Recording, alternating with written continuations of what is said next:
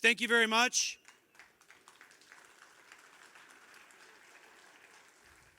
This will be the first time anyone has ever interviewed Robert Kennedy Jr. in the Bitcoin space. So I'm very excited about the opportunity. We were going to get him here in person, but some schedule conflicts occurred. So we're going to have the virtual call. It will be live, and we're very excited about this opportunity. For those of you that don't know, Robert Kennedy Jr. is a presidential candidate in the United States, running for the office of the president on the Democrat side of the aisle. We're very excited to be able to have this call with him and to be able to ask some questions about Bitcoin. I've never interviewed a presidential candidate before, so this will be first for me. We should have about a 20 to 30 minute call. Very excited about being able to ask some questions about Bitcoin, how he got to where he was, and how the campaign trail has been. So it's a very unique time in history. You know, we have, for the first time ever, multiple presidential candidates that are advocating for Bitcoin. At this time, we have 4 presidential candidates who are advocating for Bitcoin. And as someone who's been advocating for those within the space to become politically active and to share this technology with their elected officials to ensure that they see the value of the technology, I couldn't be more excited and more proud. Now we're about to have a conversation with who I see as someone who really understands this technology on a level that others don't. He recently gave a speech during Bitcoin 2023 where he talked about this technology and shared the potential that it could have for the country and the reason for why you as a Bitcoin holder should be able to hold Bitcoin in self-custody, and that should be a right. So, real quickly, I would love to have everyone here give a very loud welcome and round of applause to presidential candidate Robert Kennedy Jr.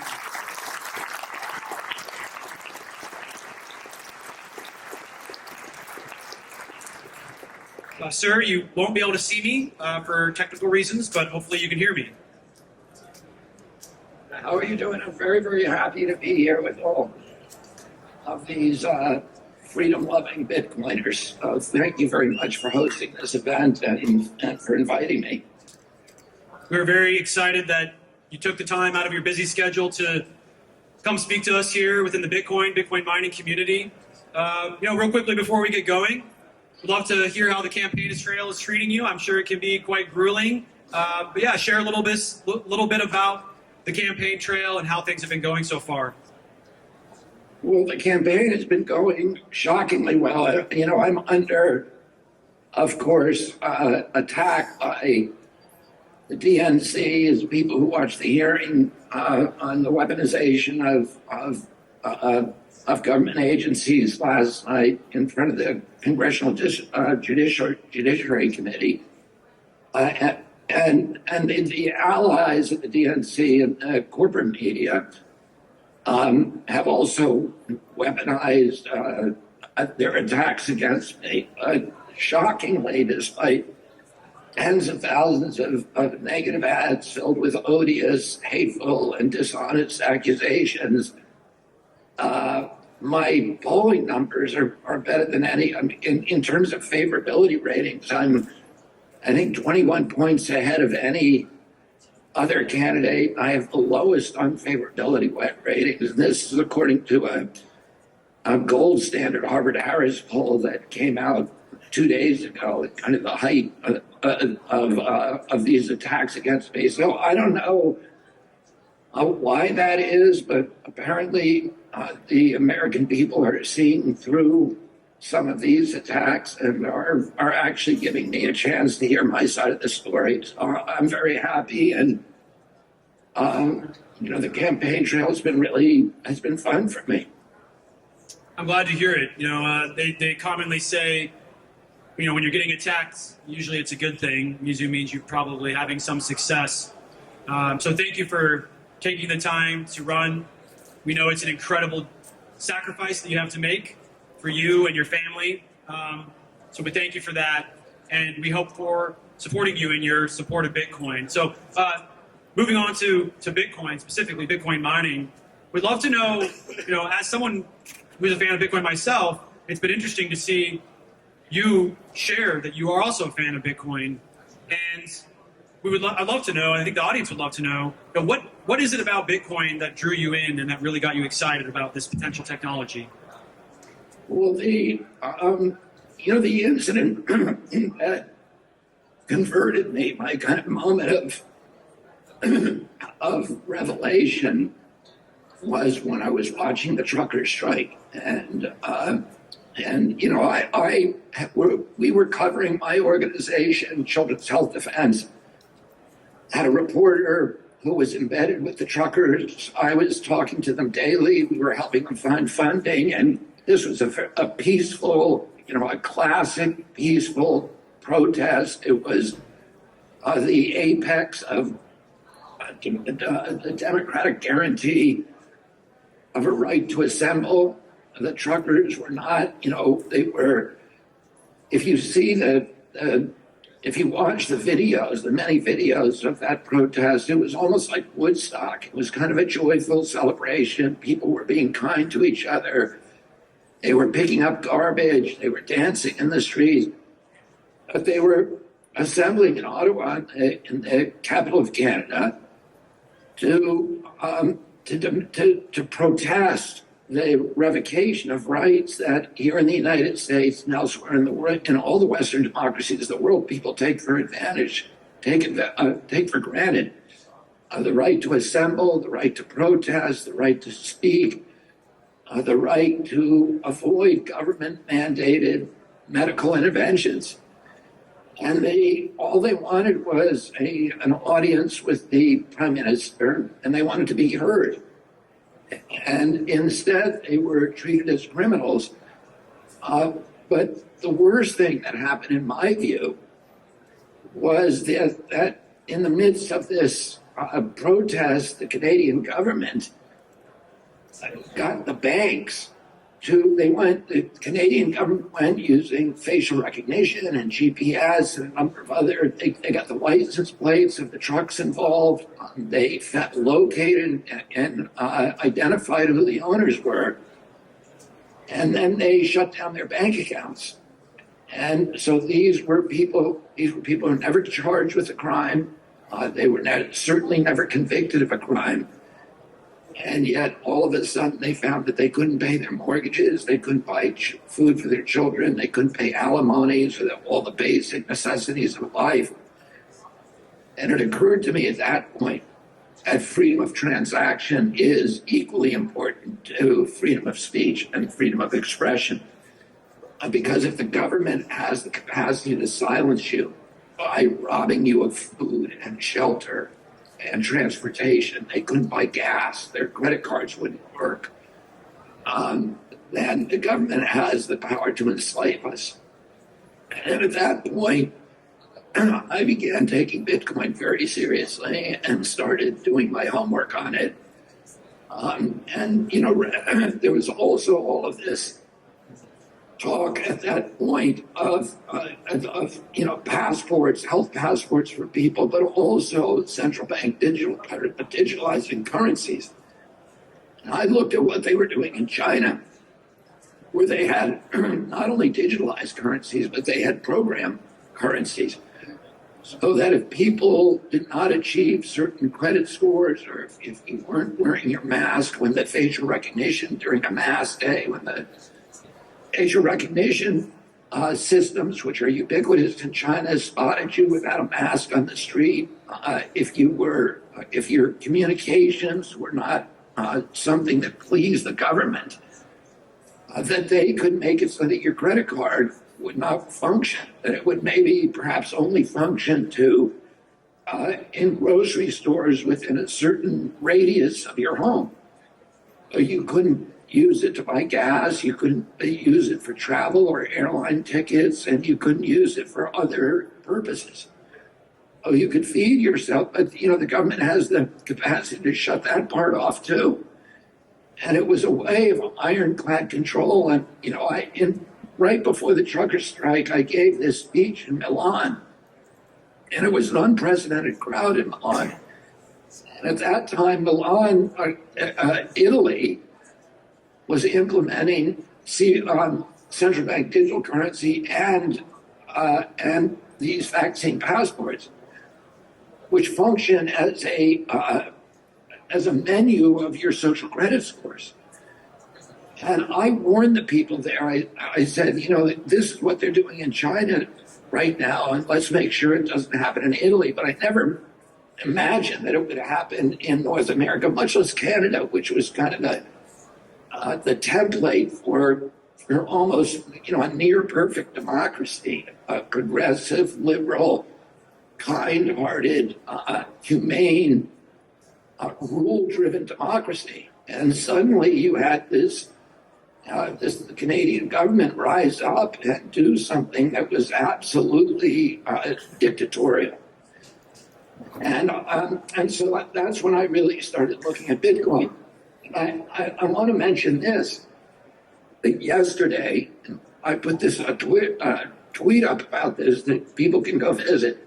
But Dr. Merkle, who is who's an activist in the health freedom space, and he's one of the biggest suppliers or distributors of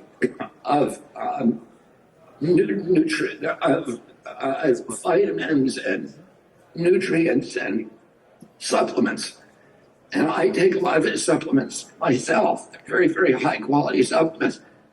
I authored a book with Joseph Merkle during the pandemic about the science behind the pandemic. And I'm right now in litigation against Elizabeth Warren, who asked Amazon to censor that book, to not sell it, and Amazon complied with that. So you actually have, liberals burning books and denying access to Americans of important health information, important information about political policy choices, of their leadership. And so Dr. Merkle yesterday, Chase Bank, where Dr. Merkle has been a customer for 17 years, banned his account. They closed his account. They closed his family's account. They closed the accounts of his CEO, of his CFO, and they closed their family accounts. So here you have a bank that is now enforcing political dissent against people who are complaining about government policies. And I think that illustrates as clearly as anybody could ever see the importance of having a currency that is not controlled by the government or by central banks. Yeah, I couldn't agree with you more. It really doesn't matter where you sit on the political spectrum, that when you give governments the ability to choose who has access to financial services or not, it's a very dangerous tool for them to have. And every American should be concerned about this, because whether you're left or whether you're right, there are politically disfavored groups on both sides of the aisle that, when the party in power, the administration in power, is given access, they could use those weapons against those individuals. So I agree with you, and it's one of my also, I think it's one of the most important parts of the technology of Bitcoin itself. You've talked a lot about Bitcoin, and if you win the presidency, we would love to know, what are some things that you think you can do from the presidential administration that will facilitate the adoption of Bitcoin? Well, I'm going to do all of the things that I promised to do in my speech in Miami, including guarantee the freedom of people to control their own nodes, to control their own wallets. And that, to me, is very, very important because, right now you're seeing even Bitcoin is being leveraged by, the big banking house, by BlackRock, by Goldman. The Gensler has approved, I think, 50 of 53 ETFs that BlackRock has submitted. And a lot of the rules make it easier for people to buy BlackRock ETFs than to buy a lot of the oppressive rules against Bitcoin.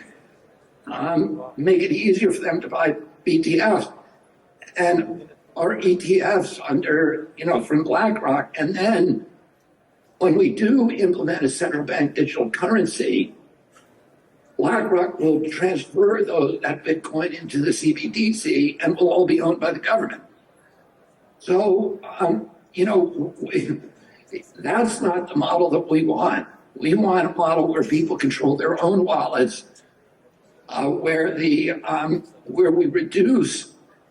actually make Bitcoin into a currency that people, and one of the things that I'm troubled by, and I've talked about, and I have my economic team looking into, is that the tax treatment of Bitcoin is a commodity right now. And so people, where Bitcoin appreciates in your bank account, that you have to pay capital gains taxes on it, rather than being like a currency where you can go out. And so if I go and buy a car with my Bitcoin, I am double taxed on that. It's not that, therefore they're doing everything they can to make sure it's not a currency. And I'd like to explore ways of eliminating those taxes. Now, one of the countervailing reasons not to do that is because Goldman and BlackRock and some of these other big firms have now controlled so much of the Bitcoin on the planet. You don't want a policy that is going to create windfalls for those behemoths, and that is going to suck assets and suck investment away from what we want to invest in, what we want people investing in, which is small farms, small businesses, Main Street. And so, what we're looking at now is some kind of limit cap on capital gains, for example, $1 million, so that if you own more than $1 million, you may pay capital gains. But if you're a little guy and you have small amounts of Bitcoin up to $1 million, that on those transactions you wouldn't pay capital gains. We're looking at this. Everything I do is going to be about, as a president, is going to be about ensuring freedom and bolstering the growth of middle class, which means innovation, keeping innovation in this country, keeping these revolutionary entrepreneurs in our country. We funded the last 20 years on the dot-com boom. And this is another potential boom for us. And I want to keep it in the United States. So I want to lower the barriers. I don't want to be chasing people abroad. Right now, if people are paying tax on Bitcoin and they'll leave the country. They'll go to Puerto Rico. They'll go to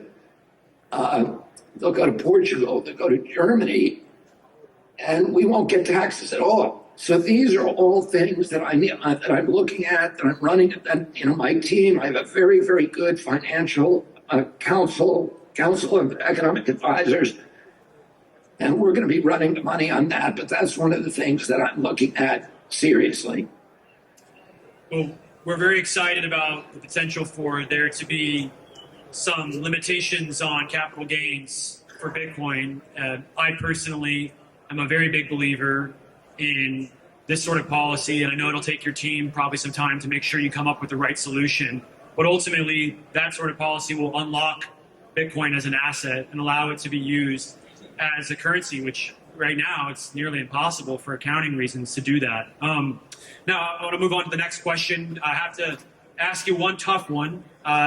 You are a long-time staunch environmentalist. You care a lot about the impact that we have on the climate and on the environment broadly. And there has been a lot of concerns around Bitcoin's energy use. As an environmentalist who cares a lot about these sorts of problems, does Bitcoin's energy consumption concern you? What have been your evolving thoughts on that issue? Well, I think it is a lot of the concerns about energy use are smokescreens for the hostility, the official hostility against Bitcoin. But there are real problems. I mean, Bitcoin mining is a high energy user, but there are safeguards to that as well, because Bitcoin mining is so energy dependent that the cost and the profits are directly linked to the low cost of energy. And so Bitcoin miners have a huge incentive to just pursue the lowest cost energy, and that usually means energy that's surplus energy, and that is, for example, a lot of coal burning power plants. Coal burning power plants, like many other power plants, carbon fuel power plants, can't turn off at night. And so they have to keep producing energy even when there's no market for it.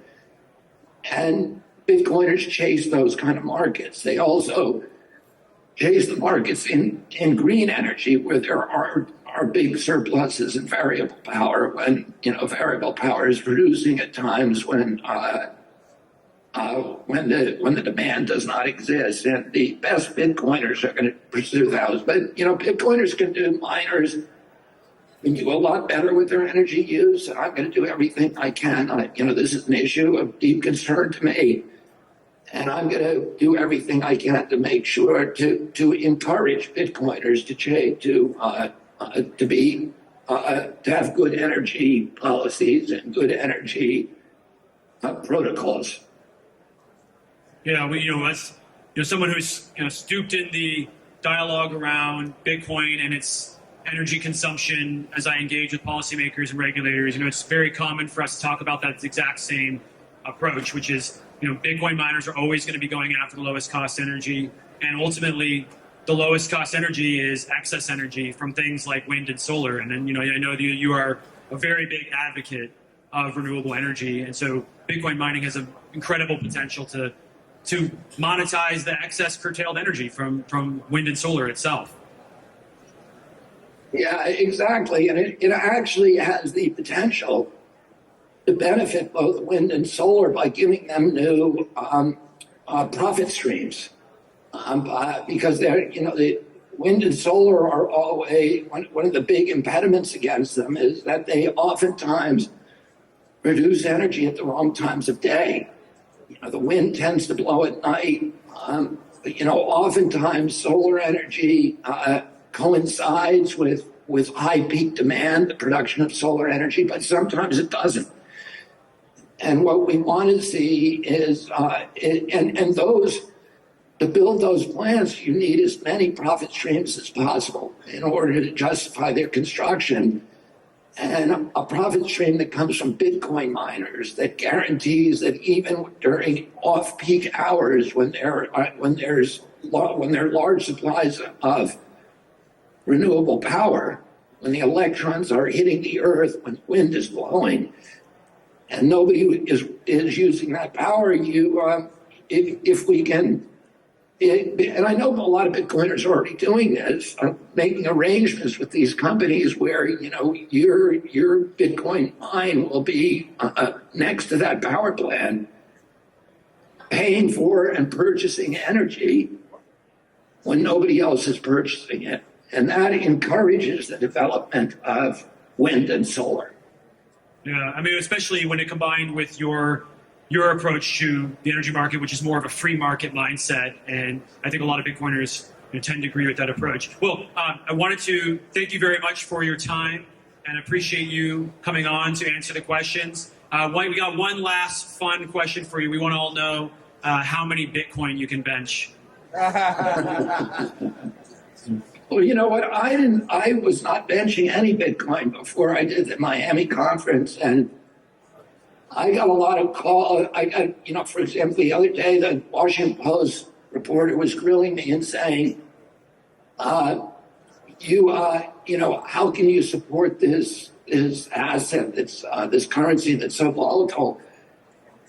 And people were telling me that I should put my money where my mouth is. So I got a settlement recently from one of my cases, from the Monsanto case.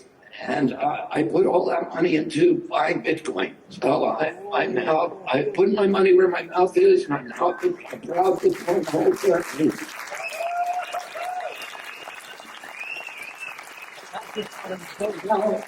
I'm now the newspaper, the corporate-owned media can no longer criticize me for supporting an asset that I don't have the faith to put my own money in. But they will figure out something else to come after me on pretty soon. So I have faith in that, and I want to thank all of you for your, because I know Bitcoiners are a great group of people because they're not, most of them that I have met are not profit driven. They're all profit driven in some way, but most of them are predominantly driven by this love for freedom and this discovery of an asset that can actually enhance freedom.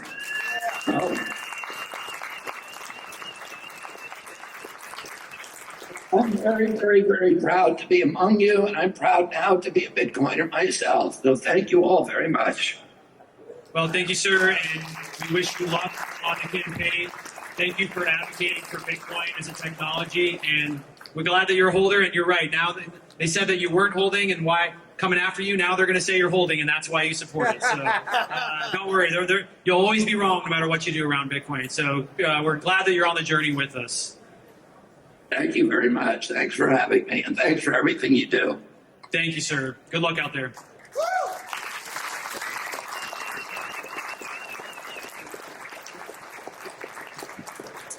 All right, well, that was awesome.